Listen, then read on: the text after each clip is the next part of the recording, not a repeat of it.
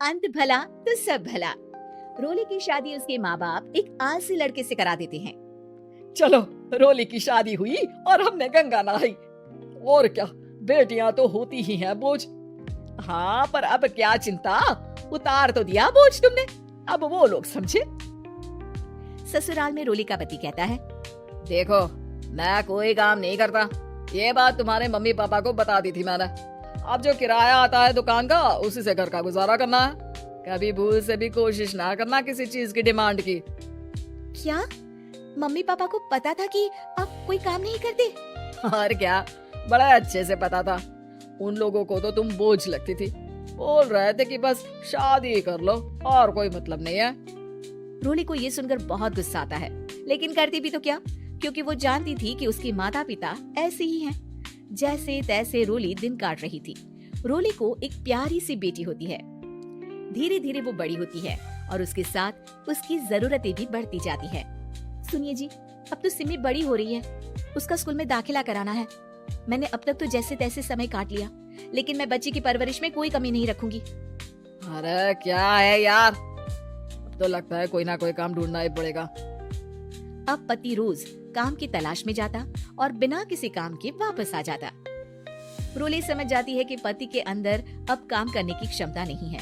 वो बेटी को उच्च शिक्षा देने के लिए कुछ करना चाहती थी, लेकिन करती तो क्या करती। एक दिन रोली की सहेली कहती है, रोली, मेरी कोई औलाद नहीं है। अगर तू मेरी औलाद को जन्म दे तो मैं तुझे तेरे मुंह मांगे पैसे दूंगी। अरे, तेरी औलाद को मैं कैसे जन्म दे सकती हूँ? सरोगेसी से। बच्चा मेरा और वैभव का ही होगा, लेकिन कोख तेरी होगी। ये संभव है रोली।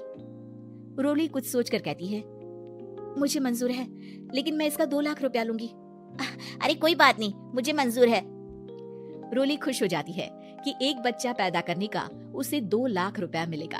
वो घर आकर पति को बताती है, वो भी खुश हो जाता है। अब क्या था, डॉक्टर के पास जाकर सहेली का बच्चा रोली की कोख में पलने लगता है। मुझे 20,000 चाहिए मेरी बेटी के एडमिशन के लिए। हाँ हाँ ठीक है, मैं उसके एडमिशन से लेकर सारे खर्चे उसके अकाउंट में डाल रही हूँ। रोली की बेटी का एडमिशन हो जाता है। रोली को लगता है कि वो अब सब कुछ ठीक कर देगी। दिन और महीने आगे बढ़ते हैं। अब एक दिन, एक बात कहूँ जी, काश इस बच्चे को मैं रख पाती। मैं अब इससे काफी जुड़ गई हूँ। अरे यार, पता नहीं किसका बच्चा है, अपने पास है ना अपनी मुन्नी। हाँ, लेकिन अब मैं भी इस बच्चे से जुड़ाव फील करने लगी हूँ। लेकिन मैं ये जानती हूँ कि ये मेरा बच्चा नहीं है। दोनों की जिंदगी ठीक चल रही थी, लेकिन कहते ना कि सुख का पल ज्यादा लंबा नहीं होता। एक दिन रोली की सहेली का फोन आता है। रोली, मुझे अब ये बच्चा नहीं चाहिए, मैं अपने पति को छोड़ रही हूँ। अरे लेकिन मुझे पैसों की जरूरत है, बच्चा तुम्हारा है, मैं क्या करूँगी? सहेली बिना कुछ बोले फोन काट देती है, फोन स्विच ऑफ कर देती है। लेकिन रोली के जीवन का तूफान यही नहीं रुकता। रोली, मैं इतना भार नहीं उठा सकता। आज पढ़ाई का पैसा मांग रही हो, कल को शादी, कॉलेज और पता नहीं क्या क्या। मैं तुम्हें छोड़ रहा हूँ, अपनी बच्ची उठाओ और निकलो इस घर से। अरे पर मैं कर तो रही हूँ ना बच्चे के लिए काम, आप आराम से रहिए ना। क्या काम कर रही हो, देख रहा हूँ मैं। ये छोटा शहर है, यहाँ लोगों को बात बनाते वक्त नहीं लगता। तो मैं क्या करूँ, ज्यादा पढ़ी लिखी नहीं हूँ, कैसे घर के खर्चे चलाऊं? और आप तो काम करना ही नहीं चाहते। हाँ, ना चाहता हूँ और ना ही करूँगा। रोली को पति की बात पर काफी गुस्सा आ जाता है। ठीक है, अगर मेरे जीवन में संघर्ष लिखा है तो वही सही। इस वक्त पति होने के नाते आपको मेरा साथ देना चाहिए था, लेकिन नहीं, आपने तो इस हाल में मुझे घर से बाहर निकालने की बात कह डाली। देखो, ये सारी फालतू की बातों के लिए वक्त नहीं है मेरे पास।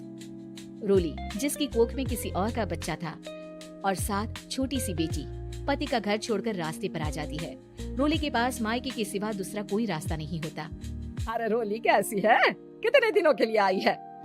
हमेशा के लिए माँ। वो माँ को सारी बात बता देती है।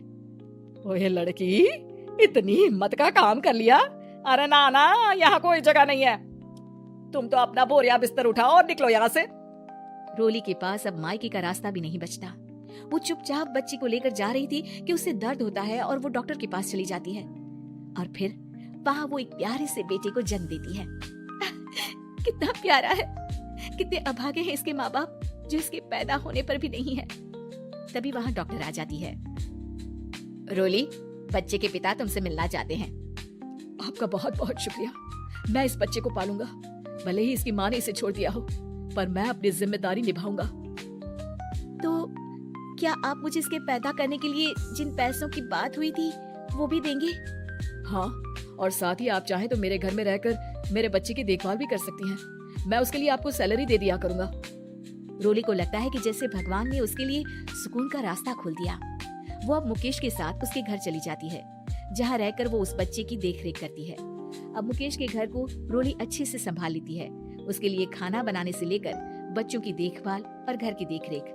धीरे धीरे मुकेश को रोली से प्यार हो जाता है। रोली, तुम्हारी बेटी और मेरा बेटा बिल्कुल भाई बहन की तरह साथ रहते हैं। हाँ, आखिर है तो एक ही कोख के बच्चे, अटैचमेंट तो होगा ही ना। रोली, तुमने घर और मुझे दोनों को संभाल लिया। ये तो मेरा काम है।